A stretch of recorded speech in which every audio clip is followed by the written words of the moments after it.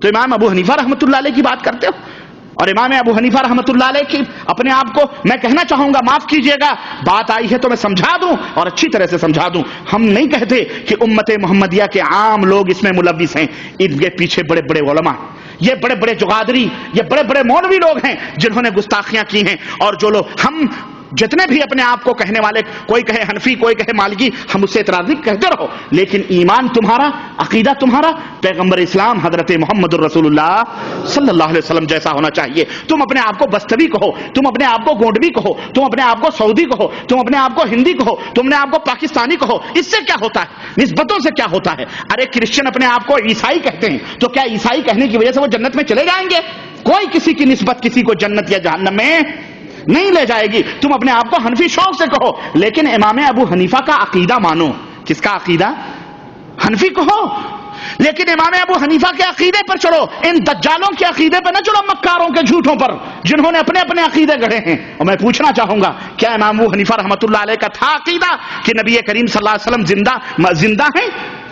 کیا تھا یہ عقیدہ امام ابو حنیفہ رحمۃ اللہ علیہ کا؟ لیکن آج ہمارے ملکوں کے تقریباً 75% ملا نے یہ عقیدہ رکھتے ہیں کہ نبی کریم صلی اللہ علیہ وسلم زندہ ہیں، اور زندہ ہی نہیں ہیں بلکہ باقاعدہ ازواج مطہرات پیش کی جاتی ہیں نعوذ باللہ، اور باقاعدہ آپ ان سے شباشی فرماتے ہیں.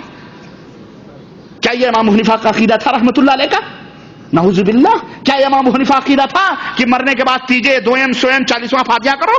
کیا امام ابو حنیفہ رحمۃ اللہ علیہ کا عقیدہ تھا کہ عرس اور میلے کے ڈیگے ٹھنکاؤ؟ کیا امام ابو حنیفہ رحمۃ اللہ علیہ کا عقیدہ تھا کہ گاجے اور بانجے اور بھنگ اور بھنگڑے ڈالو؟ امام ابو حنیفہ رحمۃ اللہ علیہ کا عقیدہ تھا کہ قبروں پہ میلے اور ٹھیلے لگواؤ؟ کیا امام ابو حنیفہ رحمۃ اللہ علیہ کا عقیدہ تھا کہ اللہ کے رسول غیب جانتے ہیں؟ کیا امام ابو حنیفہ رحمۃ اللہ علیہ کا عقیدہ تھا کہ نعوذ باللہ استغفر اللہ کہ نبی کریم صلی اللہ علیہ وسلم کی قبر یہ عرش اور کرسی سے اور کعبے سے بھی زیادہ افضل ہے؟ استغفر اللہ. یہ کس نے عقیدے بنائے؟ کیا نبی صلی اللہ علیہ وسلم، کیا امام ابو حنیفہ رحمۃ اللہ علیہ کا عقیدہ تھا کہ اللہ کے نبی ہر جگہ حاضر و نادر ہیں؟ کیا امام ابو حنیفہ رحمۃ اللہ کیا عقیدے تھے یہ؟ یا صحابہ کے عقیدے ہیں؟ میرے عزیزو، یہ چور ہیں، چور، جنہوں نے تمہیں اپنی نسبتیں دے کر کے اور تمہیں گمراہ کر رہے ہیں. صرف دعویٰ کرنے سے ہم مسلمان ہیں، ہم جنت میں چلے جائیں گے؟ اسلام جیسا تمہارا ایمان اور عقیدہ ہونا چاہیے، عمل ہونا چاہیے. کوئی نسبت کسی کو جنت میں، نسبتیں کوئی کام نہیں آتی. خون اور رشتے کوئی کام اللہ کے ہاں. تم نسبتیں لگا کے ڈپھلیاں پیٹ رہے ہو، ہاں، قادری بن کے، نقشبندی بن کے، سہروردی بن کے ڈفلیاں پیٹتے رہو. ہم جنت میں چلائیں گے، دامن پکڑ کے مچل جائیں گے، دامن پکڑ کے مچل جائیں گے قیامت کے دن. وہاں دامن ومن کچھ نہیں ہوگا، سارے ننگے دھڑنگے اٹھائے جائیں گے، سارے ننگے دھڑنگے اٹھائے جائیں گے، مادرزاد ننگے بغیر ختنہ کیے ہوئے. نبی علیہ الصلوۃ والسلام فرماتے ہیں اٹھائے جائیں گے. تم پکڑ کے لٹکو گے کیا وہاں پہ؟ نہ کپڑا ہوگا، نہ بستر ہوگا، کچھ نہیں ہوگا. دامن تو ہوگا ہی نہیں، تم لٹکو گے کیا پکڑ کے؟ وہاں مچلو گے کیا پکڑ کے؟ یہ بتاؤ. استغفر اللہ. اس طرح سے طوفان بدتمیزی مچایا ہوا ہے ہمارے ملکوں میں انہوں نے. اور جو حق بولتے ہیں، توحید کی بات کریں، نبی کے اطاعت و اتباع کی بات کریں، ان کے اوپر فتووں کے بمبارڈ چالو کر دیے ہیں. جس طرح سے جو ہے بے تھوک کے بھاؤ جھوٹ بول بول کر کے. صحابہ کرام حلوے ماڈے کرتے تھے، صحابہ کرام رجب کے نمازیں پڑھتے تھے، یہ جو بدعت کریں. صحابہ کرام پھلجھڑیاں کھولتے تھے. صحابہ کرام نے نبی کی قبر پہ جا کے کبھی دعائیں کی ہیں.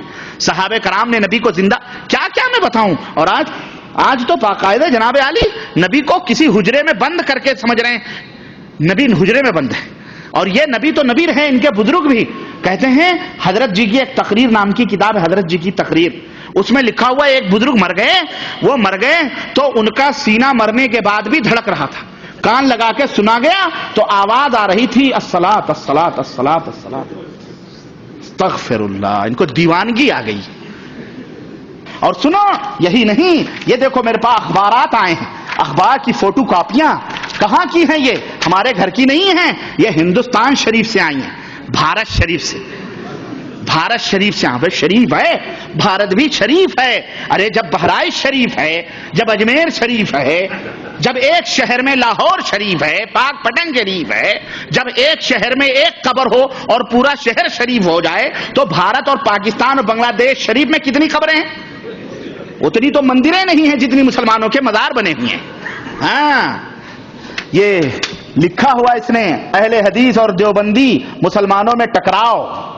باقاعدے کہتے ہیں کہ باقاعدے گولیوں سے بھون دیں گے کہ اگر تم اس مسجد میں نماز پڑھو گے، یہ کرو گے، وہ کرو گے. دھمکیاں، گنڈا گردیاں چل رہی. اور مسلمانوں تم بھی ہوش کے ناخن لو، تم بھی ہوش کے ناخن لو، مزے مت لو، بلکہ حق اور باطل کو سمجھو، ورنہ اس طوفان میں کہیں تم بھی نہ بہ جاؤ اور جہنم کے شکار ہو جاؤ.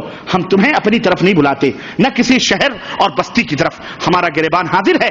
ہم تم سے صرف یہ کہتے ہیں تاکہ قیامت کے دن بری ہو سکیں. اے لوگوں، کوئی بھی بات ہو اس کی دلیل یا تو عرش والے رحمان کے قرآن سے لے لو، یا تو مدینے والے مصطفیٰ جان رحمت کے فرمان سے لے لو. اس کے علاوہ کوئی دلیل اور ثبوت ہرگز نہیں.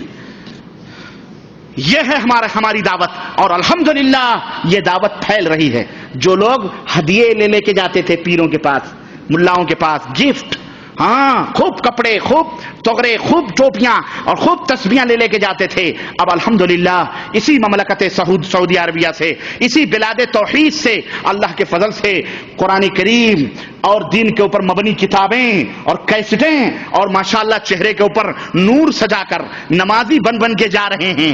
مولوی کو کھلبلی ہو رہی ہے. ایک تو میں ہی مولوی تھا، ارے یہ سعودی عرب سے روپیہ کمانے گیا تھا، یہ کہاں سے سجا سنور آ رہا ہے. اب بات ہو رہی ہے کہ مولوی صاحب یہ مسئلہ غلط ہے. کہتے ہیں کیسے غلط ہے؟ یہ بخاری کھل رہی ہے، یہ مسلم کھل رہی ہے، یہ ترمذی کھل رہی ہے، یہ نسائی ابن ماجہ کھل رہی ہے. وہ سوچتا ہے یہ گیا تھا کام کرنے، یہ ہمارے لیے گفٹ لانے کے بجائے یہ مصیبت لا رہا ہے، ایٹم بم لا رہا ہے. مولوی تڑپ رہا ہے، بل بلا رہا ہے، سوچ رہا ہے اب کیا کریں. اب بس ایک ہی بات ہے، کافر کہہ دو، بات ہی ختم ہو گئی، بات ہی ختم ہو گئی. کافر کہہ دو، لا مذہب کہہ دو، خارجی کہہ دو، متنفر کر دو، جگہ جگہ جلسے کرواؤ، جگہ جگہ جلوس کرواؤ، ان کے خلاف، بات ہی ختم. لیکن دنیا بدھو نہیں ہے مولوی صاحب، مفتی صاحب، دنیا الحمدللہ ہوشیار ہے. ہم پاگل لوگ نہیں ہیں. ہمارے ہاتھ میں رب کا قرآن ہے، مصطفیٰ جان رحمت کا فرمان ہے. دنیا کی کوئی طاقت ان کا مقابلہ کر سکتی نہیں کر سکتی ہے انشاءاللہ تبارک و تعالی.